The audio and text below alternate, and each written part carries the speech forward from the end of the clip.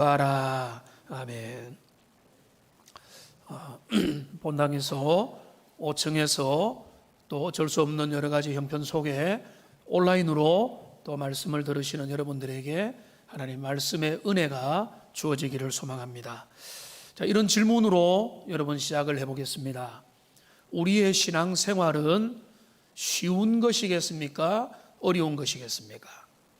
한번 마음속으로 한번 대답을 해보십시오. 우리의 신앙생활은 쉬운 것인가 어려운 것인가?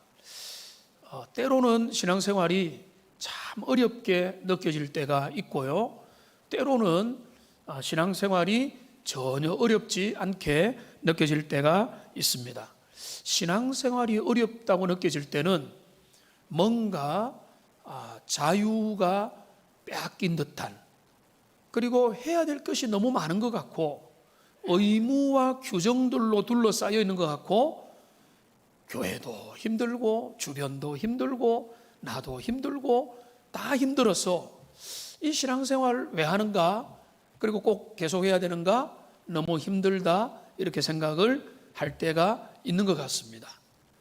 자, 그러나 신앙생활이 힘들지 않을 때가 있습니다.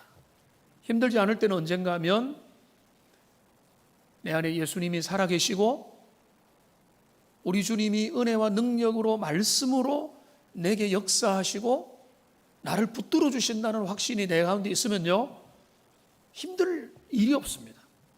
모든 게 은혜요 감사하고 주님 앞에 기쁨이고 환경과 주변은 그대로인데 주님 안에서 만족하고 찬양하고 감사하는 겁니다. 자, 그래서 다시 그 질문으로 돌아가면 우리의 신앙생활은 원래 어려운 게 아닙니다. 복잡한 것도 아니고 힘든 것도 아닙니다. 문제는 뭔가 하면 우리가 주님이 요청하시는 말씀 안에 머무는 삶, 주님 안에 머무는 것, 오늘 본문의 제목대로 나의 안에 거하라, 주님 안에 거하는 것, 이것만 하면 우리의 신앙생활은 행복이고 기쁨입니다. 이것만 하십시오. 여기에 집중하십시오. 다른 어떤 것들, 내가 어떤 비법을 찾고 다른 노력을 하고 이런 거 필요가 없습니다. 우리가 어린이든 연로한 어른이든 신앙 연륜이 1년이 되었든 50년이 되었든 관계없이 우리의 신앙의 행복한 신앙의 비결은요, 단 하나입니다. 저도 이제 신앙생활 한 지 50년이 됐거든요. 50년. 기가 막힌 연도잖아요. 근데 지금 돌아와서 가만히 생각해 봐도 신앙의 핵심은 그분 안에 머무르는 것입니다. 그러니까 그분 안에 머물러 있는 그 신앙이 행복이고 그 안에 있으면 모든 문제가 해결되는 것인데, 근데 그 안에 있지 않으면 이게 힘들고 저게 힘들고 이런 고난 저런 장애물들이 자꾸 생겨나게 되는 것입니다. 여러분, 이것을 한번 돌아보면 좋겠어요. 우리를 힘들게 하는 것은 힘들게 하는 그 일이 아니에요. 어떤 장애물, 함정, 어떤 사람이 아니에요. 신자에게 힘든 일이 생겼다는 것은 딱 하나입니다. 주님 안에 거하지 않은 거예요. 주님의 말씀이 나를 지배하지 않는 거예요. 그리스도의 은혜와 생명이 나를 온전히 장악하지 못할 때 나는 다른 데 눈을 돌리게 되고 초점이 바뀌게 되면서 나는 힘겨운 신앙생활. 그리고 어떤 사람은 방탕하고 어떤 사람은 광야를 지나고 어떤 사람은 율법주의에 빠져서 이모저모로 힘든 신앙생활을 하게 되는 것입니다. 그러니까 여러분, 우리의 신앙생활이 여러분의 신앙의 단계와 아무 관계없이 모든 단계, 모든 수준에서 집중해야 될 것은 그분 안에 머무는 삶, 주님 안에 거하는 것, 말씀 안에 거하고 예수님 안에 거하고 우리 주님이 나를 다스리게 하는 것, 그게 가능하다면 그것으로 다 되는 겁니다. 여러분, 이렇게 예를 들어 보겠습니다. 성경에 이런 구절이 있습니다. 사랑은 허다한 허물을 덮느니라. 여러분, 그렇죠? 사랑은 모든 허물과 죄악과 문제를 다 덮어버린다는 거예요. 내 안에 사랑이 있으면 모든 주변의 문제가 다 사라진다는 거예요. 자, 그런데 문제는 뭡니까? 내 안에 그 사랑이 없는 게 문제죠. 충분하지 못하는 게 문제죠. 아버지의 사랑, 그리스도의 사랑, 그 위대한 하나님의 사랑이 내 마음에 딱 부어 들어오면 문제가 될 게 없는 거예요. 문제가 문제로 안 보이는 겁니다. 문제가 문제로 자꾸 보인다는 것은 내게 사랑이 없다, 그렇게 결론을 내리면 됩니다. 그리고 자신을 돌아보고 하나님 앞에 애통해야 됩니다. 주님, 내게 그 사랑을 부어달라고 기도해야 되는 거예요. 마찬가지입니다. 우리의 신앙생활 속에서 그분 안에 머무느냐, 그분 안에 머무르지 않느냐, 이거는 결정적으로 우리의 삶의 신앙생활의 정보인 것입니다. 다른 거 못해도 괜찮아요. 다른 거 사실 필요가 없습니다. 그분 안에 머물러 있으면, 우리 주님이 내 안에 머물러서 능력으로 역사하면 그분 안에서 나는 기뻐하고 나는 하나님을 찬양하며 내 인생의 모든 순간에 주님 앞에 믿음으로 나가는 것입니다. 오늘날 고난이 많죠? 코로나19가 우리를 휩쓸고, 여러분 주변에는 또 병마와 싸우고 재정적인 위기 속에 싸우고 관계의 위기 속에 고통을 겪고 수많은 위기들과 고난들이 있는데, 여러분들 중에 이렇게 생각할 겁니다. 21세기에 우리의 고난은 제일 센 고난이다. 근데 여러분 한번 생각해 보세요. 지금의 고난이 힘듭니까? 이스라엘 백성의 광야길을 지나간 게 힘든 겁니까? 둘 중에 어떤 삶을 선택하시겠습니까? 여러분, 이거는 물어볼 끝도 없습니다. 우리의 인생이라는 것은 타락 이후로, 창세 이후로 타락한 인생들 가운데 항상 어려움들이 있는 거예요.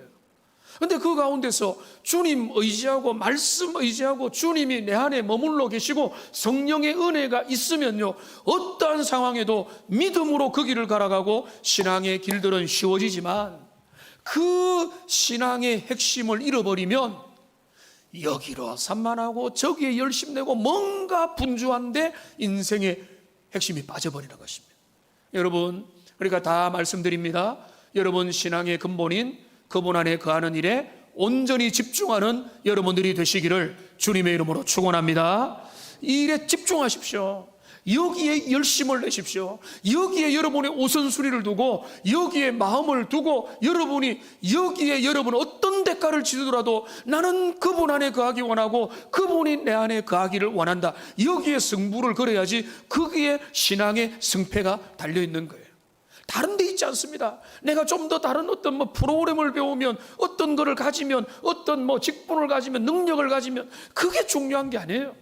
내 안에 그리스도가, 복음이, 주님이 나를 지배하면 여러분 충분할 줄로 믿습니다. 그게 우리 모두에게 해당되는 것입니다.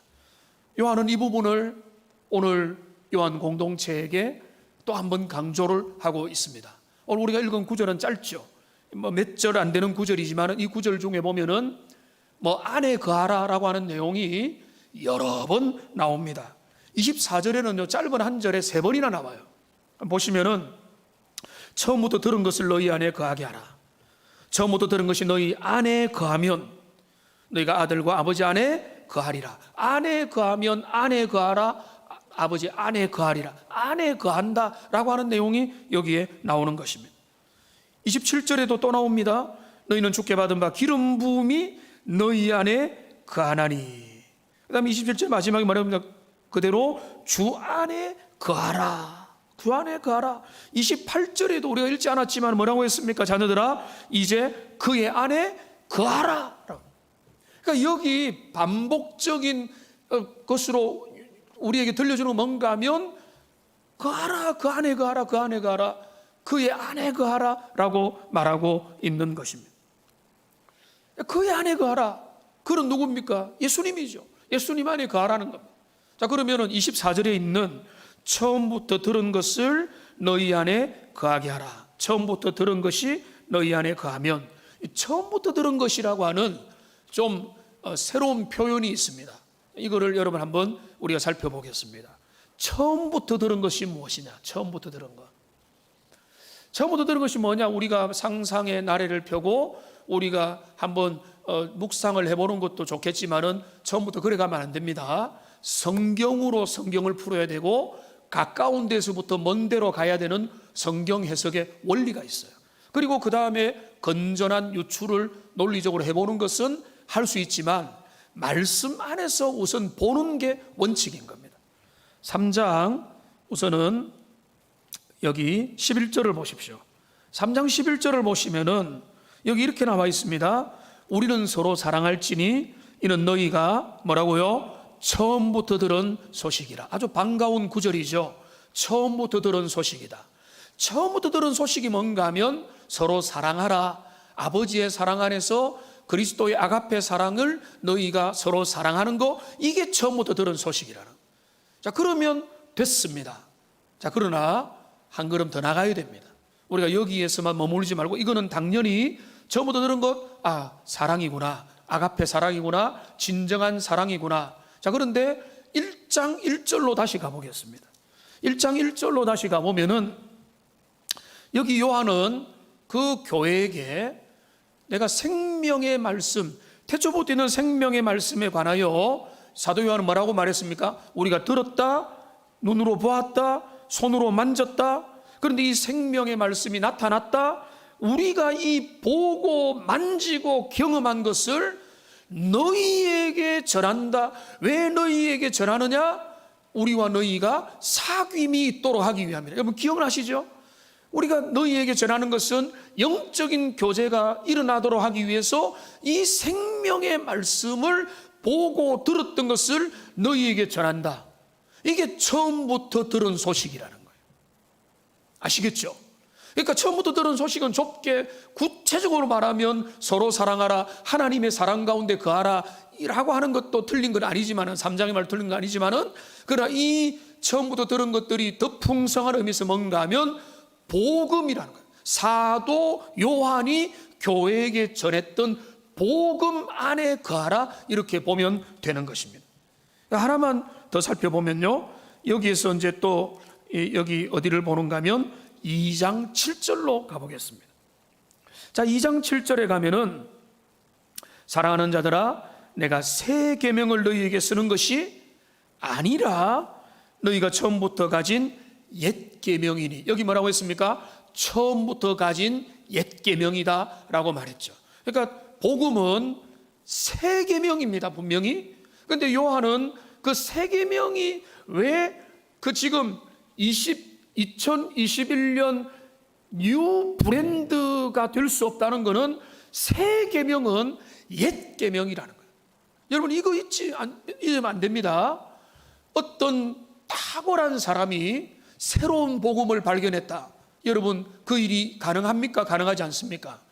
가능하지가 않습니다. 우리 기독교 진리는 새로운 발명품이 일어날 수가 없는 거예요. 교회는 옛 복음 속으로 가는 겁니다. 그런데 그러니까 이게 뭔가 옛 계명, 처음부터 들은 옛 계명이라는 거죠. 자, 그러면 여기 우리가 다시 본문으로 돌아와서 처음부터 들은 것을 너희 안에 거하게 하라라고 하는 처음부터 들은 것은 3장과 1장과 2장의 말씀을 종합적으로 생각을 해보면 처음부터 들은 것은 한마디로 말하면 복음의 소식이에요.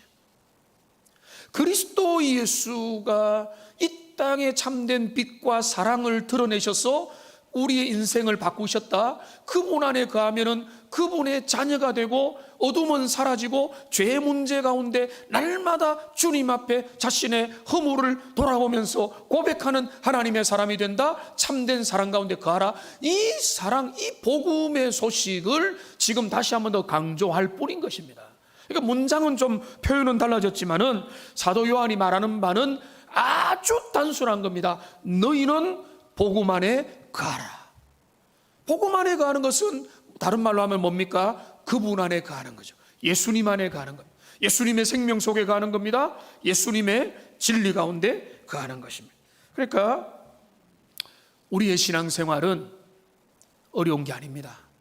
신앙생활 한 10년 하고 나면은 이제는 이건 몰랐지 하고 새로운 걸 꺼내주고, 신앙생활 30년 하고 나면은 요거 새로운 거 있었다 또 꺼내주고, 이런 게 아니에요. 30년 하고 나도, 일평생 하고 나도, 마지막 순간에도 주님 앞에서 우리는 무엇을 붙잡아야 되는가 하면 복음 속으로 들어가는 거예요. 그분 안에 들어가야 되는 거예요. 그게 우리의 신앙의 본질이고, 여기에서 이탈하면 다른 모든 것들로 흉내내도 그거는 가짜 신앙이라는 것입니다. 그분 안에 거하기를 결단하고, 여러분 신 안에 연륜이 더 쌓이면 쌓일수록 주님 안에 거하기를 힘쓰는 하나님의 사람들 되시기를 주님의 이름으로 축원합니다. 그분 안에 거하라는 거예요. 복음 안에 거하고, 말씀 안에 거하고, 그분 안에 거하라. 그분 안에 거하면 되죠. 그런데 여기에도 문제가 있습니다. 그분 안에 거하면 복음 안에서 집중하고 거기에 우선순위를 하면 되는데요. 그런데 그렇게 할 수 없는 사람들이 있어요. 뭔가 하면 불신자들입니다. 그 마음에 성령께서 중생의 씨앗을 주지 않은 사람들이, 새롭게 태어나지 않은 사람들이. 그럼 마치 이런 겁니다. 무정란을 품에 품고 1년 12달을 기다리는 것과 같은 것입니다. 절대로 깨어나지 않는 거예요. 거기에는 생명이 없기 때문에. 생명의 씨앗이 그 속에 없는데 어떻게 그분 안에 거하고, 그분 안에서 자라고, 그분 안에서 줄기가 나고 가지가 나고 열매를 맺을 수 있다는 말입니다. 그거는 불가능한 거예요. 그런데 그런 분들은 불가능한데, 또 그분 안에서 잘 자라지 못하는 경우가 있습니다. 그분 안에 열심을, 그분 안에 거하는 일에 힘쓰지 못하는 경우가 딱 두 가지가 있는데요. 첫째는 뭔가 하면 너무 어릴 경우에는 그렇습니다. 근데 너무 어리면 좌우를 분별을 못하기 때문에 내가 그분을 인식하지도 못하고 그분에 대해서 알지도 못하고, 그렇기 때문에 중생의 씨앗은 있었지만은 좌우도 분별 못하고 그냥 자라가는 겁니다. 근데요, 분별은 못해도 그런 사람은 잘 자라갑니다. 무럭무럭 자라가고 통통해지고 아주 잘 자라가는 것입니다. 그런데 문제는 뭔가 하면 심각한 중병에 걸린 사람들. 심각한 중병에 걸린 사람은 그가 생명은 유지하고 있지만은 그분 안에 거하여서 예수님이 주시는 모든 생명의 자양분들을 받아서 누리지 못하는 거예요. 그러니까 그 영혼은 어떻게 합니까? 파리한 겁니다. 생명의 흔적이라는 게 없어요. 아주 메마르고 거칠고, 그가 과연 생수의 강으로부터 뭔가 공급을 받느냐라고 느낄 정도로 메마르고 딱딱하고 거칠고 황폐할 수밖에 없다는 것입니다. 그러니까 지금 그분 안에 거하고 있으면은, 원래 하나님의 자녀들은 마치 이런 겁니다. 사과나무 씨앗이 땅 속에 있을 때에 그 씨앗이 씨앗 옆에 물이 공급되고 하늘의 태양과 공기가 있으면 그 씨앗은 뭘 해야 되죠? 그대로 머물러 있으면 되는 거예요. 그대로 머물러 있으면은 그 씨앗이 태어나고 싹을 내고 줄기를 내고 몸뚱이 덩덩해져 가지고 어느 순간에 열매를 맺는 겁니다. 우리의 신앙의 여정이라는 거는요, 여기 하나 사고 저기 하나 사고 쇼핑의 목록으로 하나하나 사는 게 아니고, 하나님이 우리에게 심어준 중생의 씨앗이 일평생 주님이 우리를 부를 때까지 성장해 가는 겁니다. 발현되어 나가는 겁니다. 자라 나가는 겁니다. 성장해 가고 어느 순간에 성숙해 가고, 그리하여 열매를 맺는 과정이지, 여기 갖다 붙이고 저기 갖다 붙이고 이런 게 아니에요. 그러니까 우리가 주님 앞에서 행해야 될 것은 뭔가 하면, 그분 안에 거하고 있기만 하면 우리의 인격이 자라고 우리의 성품이 자라고 우리의 신앙이 자라고 주님 앞에서 계속해서 그 연륜에 걸맞게 자라나게 되는 것입니다.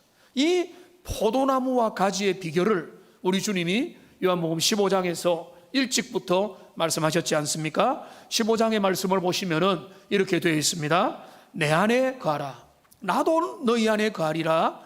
가지가 포도나무에 붙어 있지 아니하면 스스로 열매를 맺을 수 없음 같이 너희도 내 안에 있지 아니하면 그러하리라. 나는 포도나무요 너희는 가지라. 그가 내 안에 내가 그 안에 거하면 사람이 열매를 많이 맺나니 나를 떠나서는 너희가 아무것도 할 수 없느니라. 사람이 내 안에 거하지 아니하면 가지처럼 밖에 버려져 마르나니 사람들이 그것을 모아다가 불에 던져 자르느니라.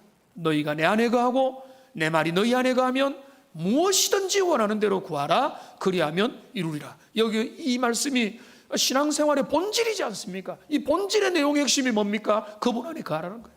주님 안에 거하고 내가 주님이 안에 거하고 주님이 내 안에 거하시면은 그분 안에 거할 때 모든 생명의 현상들, 모든 좋은 것들이 그 안에서 다 일어나는 것입니다. 우리의 신앙생활의 전부 A부터 Z까지의 모든 신앙의 본질은요, 그분 안에 거하는 데 있어요. 그러니까 제가 던졌던 질문, 우리의 신앙은 쉬운 길인가 어려운 길인가? 여러분, 신앙생활은요, 어렵다면 어려운 것 같지만은 원래는 너무 쉬운 길이에요. 그분 안에 거하기만 하고 그분만 집중하고, 지난주에는 제가 부부에게 서로 집중하면은 그것이 가정을 지키는 행복이라는 것이, 그리스도께 집중하고 하나님만 바라보고 복음을 바라보고 말씀만 바라보면요, 그 안에서 모든 게 다 해결되는 거예요. 근데 그 바라보다가 다른 데 자꾸 엉뚱한 데 바라보니까 우리의 시선이 분산되고 거기에서 문제가 생겨나게 되는 것입니다. 그러니까 여기에서 계속해서 주님이 우리에게 원하는 것은, 사도 요한이 우리에게 요구하는 것은 그분 안에 거하십시오. 자, 우리가 그렇게 물어볼 수 있죠. 그러면은 언제까지 주님 안에 거해야 됩니까? 신앙의 초기에, 신앙생활을 한참 하는 그 전성기 때에, 아니면은 이제 신앙생활의 마지막 끝자리까지 갔을 때, 어떤 시기에 우리는 주님 안에 머물러 있어야 되느냐? 여러분, 그 정답이 있습니다. 모든 시기에, 언제나, 신앙의 초기든 신앙의 절정기든 신앙의 완성기든, 그가 직분을 맡았든 그가 어른이든 그가 젊은 사람이든 남녀노소 직분 여하 신분 고하를 막론하고 그들이 주님이 주시는 생명을 누릴 수 있는 유일한 길은 뭔가 하면 그분 안에 거하는 거예요. 말씀 안에 거하는 겁니다. 주님이 내 안에 거하는 겁니다. 그분이 나를 주장하는 삶이 참된 행복이고 참된 진리고, 그 외의 것들은요 다 껍데기고 허상인 거예요. 그러니까 우리가 거기에 우리의 신앙을 집중해야 되는 것입니다. 이번 토요일 날 임직을 받게 되는 6분들이 있습니다. 그분들이 임직을 준비하면서 특별히 장로직을 받는다, 얼마나 인간적으로 보면 부담이 되겠습니까?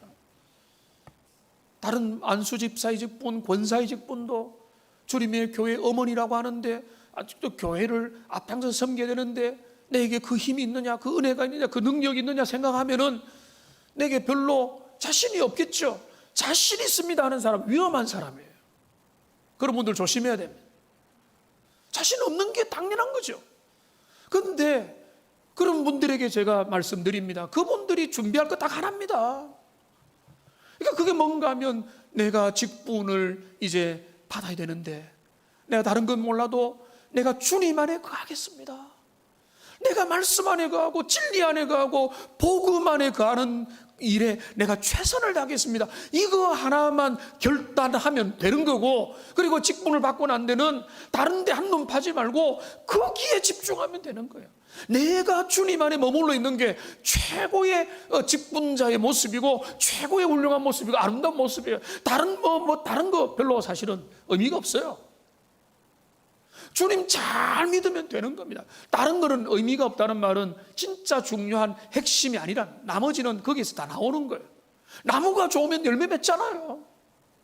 주님 안에 거하여서 풍성한 자양분을 받으면 그 가운데서 성품이 바뀌고 태도가 바뀌고 교회를 사랑하고 섬기는 거 하지 말아도 하고 다 하게 되거든요. 그러니까 주님이 우리에게 원하는 거는 그분 안에 머물러라는 거예요. 이번에 직분을 받게 되는 분들, 부담도 있고 부족함도 있겠지만은 주님 앞에 이거 하나를 주님 앞에 결단해야 되는 겁니다. 내가 주님 앞에 믿음으로 이 직분 감당하겠습니다. 나는 할 수 없지만은 주님이 내 안에서 능력으로 이 일을 해 주십시오라고 기도하시고 그런 직분을 받기 바라고요. 근데 이미 받은 분들도 마찬가지예요. 저도 마찬가지예요. 목사가 요령으로 앞에 받았던 전문성으로 이전에 알았던 그 지식으로 여러분들에게 그저 앵무새처럼 되풀이하고 그냥 쇼맨십을 가지고 여러분에게 아름답게 좋게만 설교하려고 하면은 그냥 그렇게 하면 되겠고, 뭐 쇼를 잘하면 되겠죠. 저는 그런 목회자가 되기 원하지 않습니다. 하나님 앞에 거하고 주님의 말씀을 받아서 여러분들에게 때로는 거칠지만은 전하고 싶어요. 여러분이 그거를 받고 말씀이 때로는 여러분에게 양약이 되고 때로는 여러분에게 때로는 칼날이 될 수도 있지만은 그대로 받아서 그거 가지고 여러분이 순종하고, 여러분 잠언에 요즘에 보면은 귀에 못이 박히도록 잠언에 들으라 들으라 자녀라 들으라 말씀하잖아요. 설교가 바로 그거잖아요. 그러니까 그 말씀을 저와 여러분들이 머물러서, 말씀 안에 머물러서 모든 직분자들, 직분을 받게 되는 자들, 그리고 하나님의 사람들, 주님 앞에 거하기를 힘쓰고 그 일에 집중하고 거기에 여러분의 우선순위를 두는 하나님의 사람들 되시기를 주님의 이름으로 축원합니다. 이것이 너무나 중요하기 때문에 그렇습니다. 저는 기준을 정했어요. 신앙생활의 성공과 실패가 뭐냐? 주님 안에 거하는 것은 성공입니다. 주님 안에 거하지 않으면요, 사울 같은 늠름함과 화려함이 있어도 실패해요. 그거를 분명히 하면은 게임 끝이에요. 저는 그렇게 우리 성도님들 바라봅니다. 솔직히 주님 안에 거하기를 기뻐하는 사람, 신앙생활 잘하고 믿음생활 잘하고 하나님이 기뻐할 거다. 그렇지 않으면 다른 거 다 잘해도 별로 의미 없어요. 하나님 기뻐하지 않을 거예요. 그러니까 이걸로 나도 주님 앞에 그렇게 평가받기를 원하는데 여러분도 그렇게 평가받아야 되지 않겠습니까? 내 신앙의 전부는 주님 안에 내가 일평생 거하느냐 이 싸움이고, 거기에 우리의 마음을 둬야 되는 것입니다. 그런데 여러분 여기 보십시오. 24절에 보면은 처음부터 들은 것, 복음 예수님의 생명을 너희 안에 거하게 하라라고 말하고 있습니다. 거한다. 너희 안에 그냥 거한다. 수동태로 어쩔 수 없이 그냥 거하면 된다. 거하면 좋다. 이게 아니고 거하게 하라는 거죠. 거하게 하라는 거는 우리가 성령의 사람이기 때문에 이런 일들에 마음을 두고 우선순위를 두고 선택을 할 수 있다는 겁니다. 하나님의 사람 아니면 거하게 하는 일을 위해서 할 수 있는 일이 없어요. 기도도 못하고 결단도 못하고 우리의 우선순위에 대하여 하나님 앞에 항복도 할 수 있는 게 없는 거예요. 거하게 하라는 것은 우리가 하나님 앞에 은혜를 통해서 할 수 있다는 겁니다. 근데 우리가 또 하나 알아야 될 것이 있습니다. 사도 요한이 이 이야기를 왜 강조하고 있을까요? 어떤 의미에서 너무나 단순한 복음이지 않습니까? 처음부터 들은 소식이 너희 안에 있게 하라. 복음이 너희를 장악하게 하라. 그분 안에 거하라. 자, 이 말을 그냥 하는 게 아니에요. 사도 요한은 큰 염려를 하고 있습니다. 우리가 한 2주를 건너뛰었지만은 우리 바로 앞에 있는 본문에 보면 어떤 이야기 나왔습니까? 적그리스도 이단의 등장들이 나왔습니다. 적그리스도가 우리 주변에 많이 나타나서 그들이 진리를 속이고 아들에 대하여 잘못된 가르침을 가지고 교회를 미혹시킨다고 했습니다. 오늘 26절에도 보면은 너희를 미혹하는 자들에 관하여 내가 너희에게 썼다라고 말을 하고 있습니다. 그러니까 사도 요한은 염려하는 거예요. 진리 싸움에서 너무나 쉽게 무너지는 그 성도들을, 교인들을 염려하는 것입니다. 저는 여러분들 염려할까요, 안 할까요? 사실 염려가 되는 부분들이 꽤 있습니다. 많은 분들이 복음 안에 거하겠지만은 의외로 많은 분들이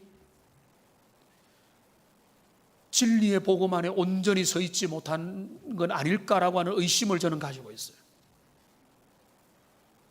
왜냐하면 진짜 복음 안에 거한다면 복음은 능력이고 복음은 은혜고 복음은 환경을 넘어서고 복음은 조건을 넘어서는 거거든요. 그럼에도 불구하고 주님을 찬양하는 것이 복음의 능력입니다. 그러니까 어떤 마음이 드는가 하면은 혹시나 저분들이 복음의 은혜와 능력과 생명 속에 생명을 내 것으로 온전히 누리지 못하는 건 아닐까? 진짜 그 복음의 은혜와 영광을 그들이 깨달았느냐, 경험했느냐, 아느냐? 지식적으로 그런 것 같으니까 고개만 끄덕이고 있는 건 아닐까?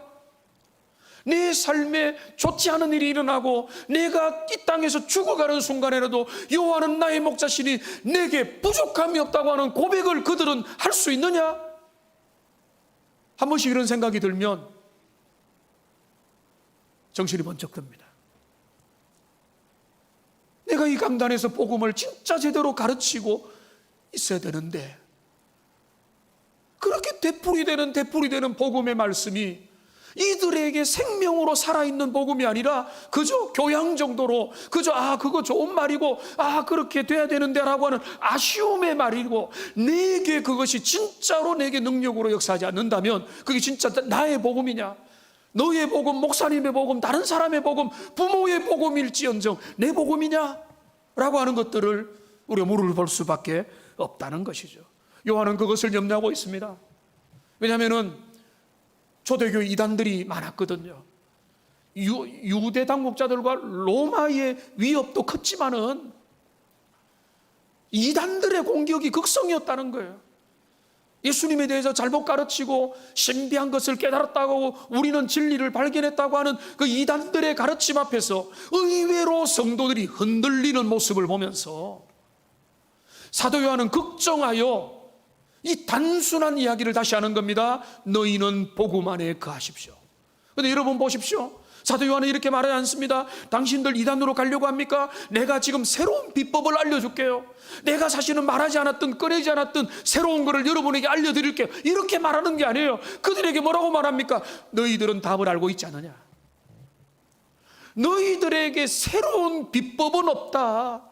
새로운 비결은 없고 새로운 정답도 없고 오직 비법은 그리스도 예수에게 있는 것이고 오직 비결은 예수님에게 있는 것이고 오직 비결은 하나다. 너희는 그 복음을 알았느냐? 들었느냐? 만졌느냐? 그런데 왜 흔들리려고 하느냐? 흔들리느냐? 그러면 너희는 복음으로 다시 돌아가라는 거예요. 이게 지금 사도 요한은 성도들을 염려하면서 그들이 미혹받지 않을까 염려하면서 그러면서 그들에게 새로운 지식을 알려주려고 하는 것이 아니라 옛 복음 처음부터 들었던 것 어릴 때부터 듣던 그 말씀의 광대함과 원리와 그 비밀을 너희 것으로 다시 한 번 더 그 복음의 자리로 돌아가라는 거예요.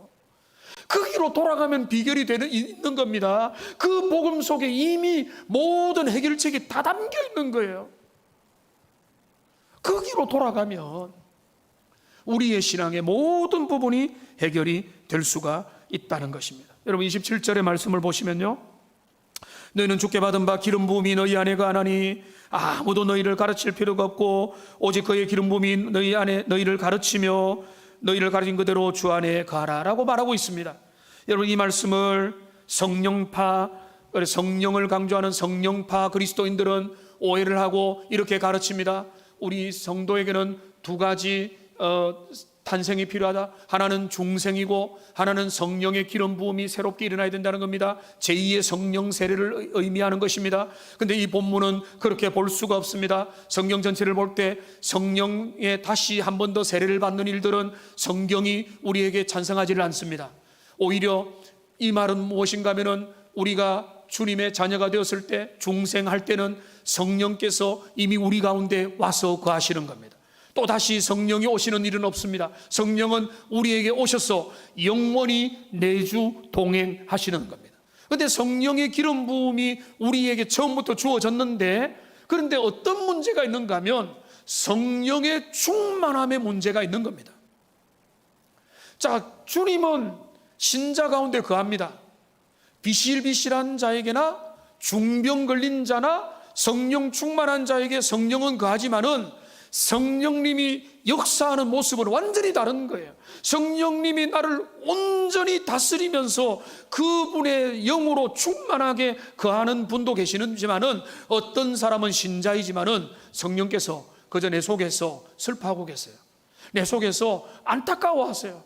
왜 그가 주님 안에 거하지 못하는가? 주님의 은혜 가운데 머물러 있지 못하고 나와 교제하지 못하고 그렇게 세상 가운데 엉뚱하게 시선이 분산되어 살아가느냐 안타까워하는 상태. 그러니까 주님은 우리 안에 거하지만은 우리 안에 거하시는 강도와 모습과 그 충만의 모습은 완전히 다르다는 거죠. 그러니까 내 안에 거하라 이 말은 뭔가 하면 너희의 마음을 내게 두라는 겁니다. 그러니까 우리 안에 성령님이 안 계시는 게 아니고요, 우리 안에 성령님이 너무 초라한 모습으로 계시니까 그게 정상이 아니라, 너희가 온전히 세상의 유혹을 끊어버리고 믿음으로 은혜로 결단으로 주님의 말씀 안에 그분 안에 거하는 그 삶을 너희가 살아가야 된다, 요한이 이야기를 하는 겁니다. 초대교회 이단들은요 이렇게 유혹을 했습니다. 우리가 비결을 발견했다, 여기로 오라. 그들이 몰랐던 거, 교회가 몰랐던 거, 교회가 이제까지 알려주지 않았던 놀라운 비밀을 깨달았다. 여기 프로그램을 발견하면, 여기 와서 몇 달을 배우면 당신들은 새로운 것을 알게 된다. 여러분, 새로운 거 있나요? 우리 마음이 새로워지면 되는 거예요. 새로운 복음은 없습니다. 여러분이 복음을 몰랐다면 복음을 배워야 되지만은 복음이 새로워질 일은 없습니다. 그래서 복음은 뭐라고 했습니까? 옛 복음이라고 한 거예요. 복음은 21세기 판으로 새롭게 편집되지 않습니다. 어제나 오늘이나 내일이나 복음은 여전히 동일할 줄 믿습니다. 우리의 마음이 새로워져야 되는 거죠. 우리의 더럽고 우리의 모나고 우리의 얼룩지고 세상에 찌든 마음들이 성령 안에서 새롭게 되고 주님 앞에 결단하게 될 때에 우리가 주님 앞에서 새로운 마음으로 들어가면은 이 새로운 복음의 은혜가, 옛 복음의 은혜가 우리의 마음을 지배하게 된다는 것입니다. 그러니까 그러나 이단들은 속삭인 거죠. 너희들이 몰랐던 비밀을 우리가 발견했다, 그 교주가 발견했다, 거기로 가자 하는 겁니다. 요한은 말하는 겁니다. 거기에 기웃기웃하지 마라. 여기에 기웃 저기 기웃하지 말라는 거예요. 말씀을 진짜 배우기 위해서, 더 알기 위해서 공부하는 것은 너무나 좋은 일이지만은 비법을 못 찾았기 때문에 여기 비법 찾아다니고 저기 비법 찾아다니는 사람은 주소를 잘못 찾은 거예요.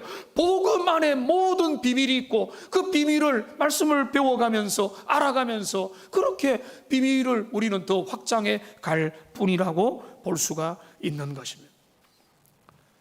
많은 사람들이 이상한 곳으로 달려갈 때마다 너무나 의아한 생각이 들면서 저는 그렇게 의심합니다. 그들이 복음을 진짜 알았을까?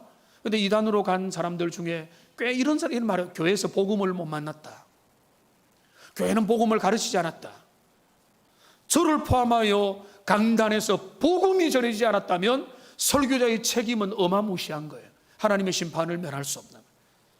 저는 건전한 교회 강단에서 복음이 전해지지 않았다고 믿지 않습니다.